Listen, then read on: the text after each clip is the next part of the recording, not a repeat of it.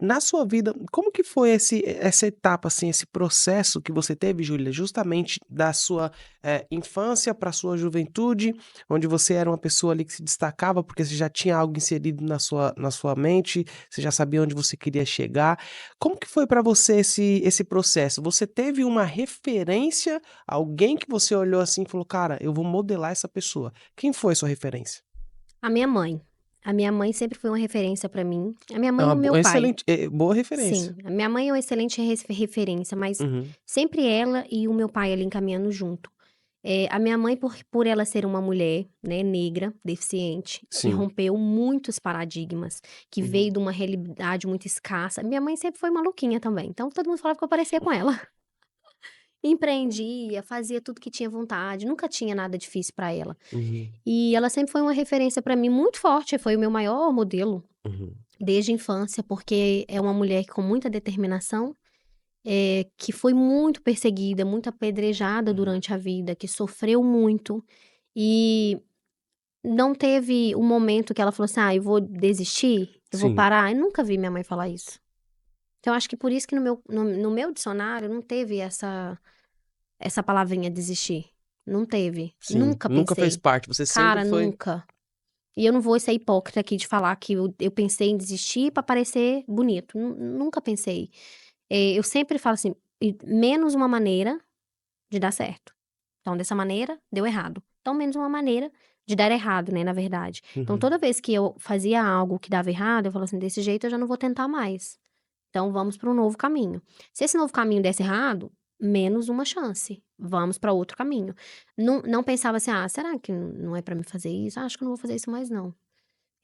Eu confesso que o momento que eu mais estive estabilidade de instabilidade, não de estabilidade, estar Sim, estável. Que sim. eu tive instável foi quando, aqui, como imigrante, eu repensei: "Será que eu não volto ao Brasil Como imigrante. como imigrante?". Sim. Só que Deus nunca permitiu. Eu ando pela palavra, né, eu Uhum. busco sempre a confirmação. Se Deus falar vai, eu vai. Então, momentos que eu passei aqui processos dificílimos, e não tinha rede de apoio, não, né, não tinha amigos, pessoas que estavam ali comigo nos momentos e processos que eu passei, era eu, Deus e meu esposo, né, e meu filho. Eu pensei sim, em não desistir de Portugal, mas eu cheguei a repensar: "Será que eu devo voltar ao Brasil?". Só que lá está. Aí eu pensava: "Eu vou voltar e dar como que eu vou voltar e olhar pra mim, sendo que eu nem tentei?". Então eu sempre me cobrei muito também nisso, sabe. Eu falava assim: "Como que eu vou voltar e vou olhar e não tentei ainda, tem uma chance". Então sempre fui muito positiva. Eu falava assim: "Mas ainda tem uma oportunidade, ainda tem um jeito de fazer dar certo". E aí eu olhava pra essa luzinha no fim do túnel e me agarrava nela. E muitas das vezes na palavra também, né, na promessa de Deus. Se Deus deu a promessa, vai se cumprir. Então a gente tem que ter paciência pra passar pelo processo. Quando você tá no processo, quando você tá ali no deserto, você não entende. Você não entende. Você vai passando uma coisa muito forte é, olha, deserto é lugar de se encher, sabe, André? É lugar de se encher. E as pessoas às vezes tá no deserto quer transbordar. Como é que você transborda algo que tá seco? Não tem jeito. Então, o deserto pra mim é um lugar de se encher. É o lugar que você vai passar, aquilo vai te tornar mais forte, você vai se tornar mais resiliente. E hoje eu falo isso porque eu tenho consciência, porque quando eu estava no deserto eu não tinha. Então, hoje em dia quando eu passo alguma provação, algo forte, eu recentemente tive um trauma muito forte, foi perder meu pai, e eu achava que eu não ia perder. Sabe quando você tem aquela convicção que Deus não vai levar seu pai, antes dele ver tudo isso aqui? Tudo isso que eu tô vivendo hoje. Então, na minha cabecinha, que ele foi Não um ia dos meus acontecer. maiores mentores, e a pessoa que eu tive uma vida vivida, não foi passada. Eu não passei a vida com meu pai, eu vivi. Então foi de forma muito íntima, a gente tinha um relacionamento muito próximo. E quando eu perdi ele, lá está, eu cá em Portugal, ele no Brasil, e não gostava daqui. Ele vinha me visitar, mas sempre queria ir embora, não gostava muito. Então quando Deus levou ele estava no hospital, André, e eu achava que Deus não ia levar. Hum. Sabe? Sabe quando você acha que não vai ainda, tá tudo bem, vai passar, ele vai ficar bem? E aí eu acreditava muito nisso. Quando ele faleceu, que eu não consegui chegar a tempo no funeral, né, no culto de funeral dele, aquilo pra mim foi um baque, porque eu senti que uma página da minha vida foi arrancada. E aí eu falava muito com Deus isso: "Senhor, por que que, durante a minha vida inteira eu te servi, durante a minha vida inteira", e aí vem aquele filme, eu até me emociono, peço desculpa, da minha vida inteira com ele ali, muita das vezes visitando as casas, andando a pé na poeira, pra ir congregar, pra voltar, porque quando Deus mandou eles para o interior de Minas Gerais, eu era pequenininha, também fui. Então eu passava por esses processos com ele. E aí eu falava: assim, "Por que que o senhor permitiu? Por que que o senhor fechou todos os caminhos e eu não fui?", né, e eu com a passagem na mão, o bilhete comprado, meu voo chegava 3h30, se eu não me engano, e 2 horas ele estava 2h30 ele estava sendo sepultado. Então eu nem embarquei, porque não tinha como esperar, né, não iam esperar, já ia fazer o culto de funeral e o sepultamento às 2 horas. Eu pensei: "Eu vou no Brasil fazer o quê?", né, ele já vai ter sido sepultado. Então foi um processo que eu precisei muito, eh, ali eu e Deus trabalhando muito no meu coração, muito, muito, muito. Eu sentia que eu fui, eh, violada nessa parte, de não ter tido o direito de me despedir dele.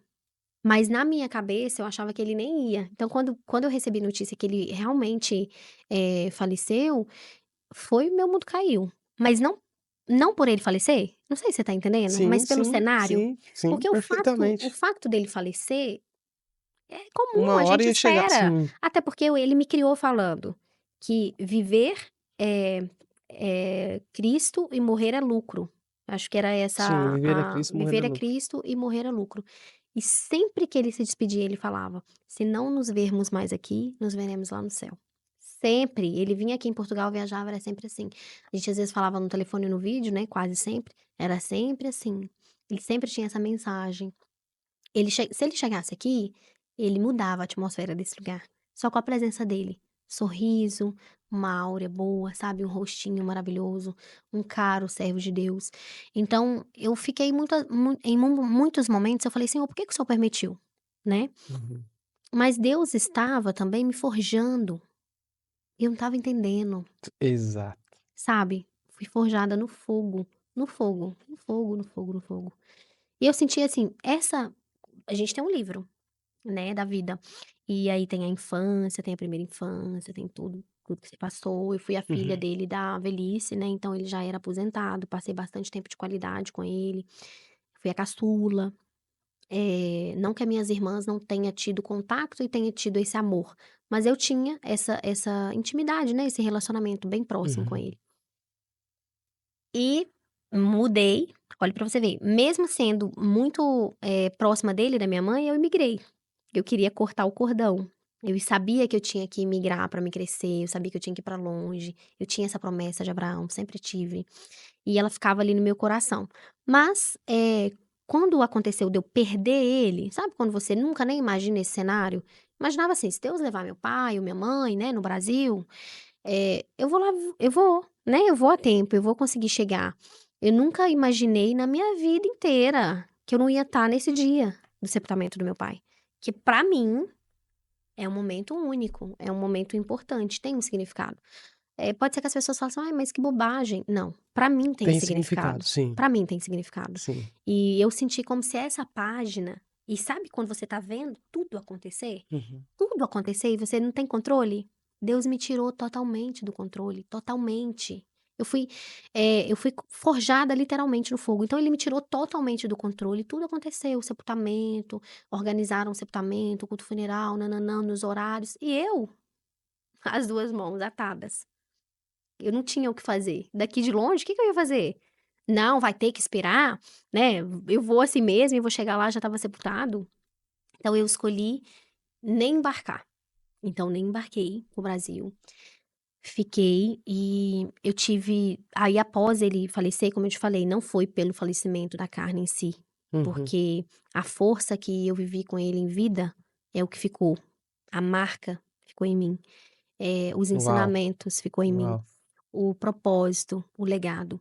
Ele foi e ele deixou um legado imenso, Uhum. não só em mim. mas as pessoas que ele teve a oportunidade de passar por elas depois que Deus chamou ele, né, depois que Deus Uau! fez esse propósito na vida dele.